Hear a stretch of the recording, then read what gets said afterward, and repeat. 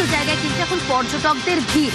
এই ছুটির মরশুমে কিন্তু পর্যটকদের ডেস্টিনেশন হচ্ছে সিকিম, দার্জিলিং। নর্থ সিকিমের ছবিটা একটু জানার চেষ্টা করবো, কারণ নর্থ সিকিম সেখানেও টানা বৃষ্টি। নর্থ সিকিমে টুংয়ে বড় ধস, বন্ধ লাচুং, লাচিং 0 পয়েন্ট।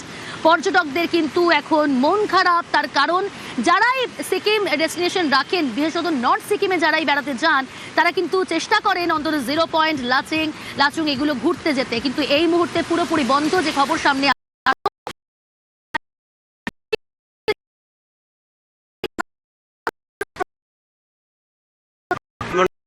পর্যটকদের অতি প্রিয় ডেস্টিনেশনগুলির মধ্যে কিন্তু এই 0 পয়েন্ট, লাচেন এবং লাচুং।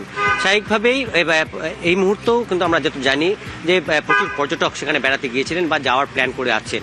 সেখানে কিন্তু গতকাল রাতভর বৃষ্টির জেরে এই লাচেন লাচুংয়ের সংযোগকারী টুং, নর্থ সিকিমের টুং, সেখানে বড় ধস নামে এবং তার জেরেই কিন্তু বিপর্যস্ত হয়ে পড়েছে যান চলাচল।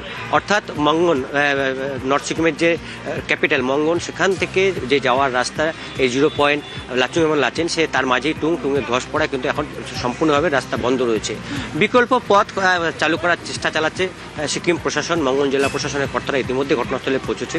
বেশ কিছু পর্যটক কিন্তু আটকে পড়ার সম্ভাবনা রয়েছে এবং সেই কারা আটকে রয়েছে, কতজন পর্যটক আটকে রয়েছে, সেই খোঁজখবরই চালাচ্ছেন কিন্তু মঙ্গন জেলা প্রশাসনের কর্তারা। আচ্ছা, বেশ নজর থাকুক পার্থপ্রতিম।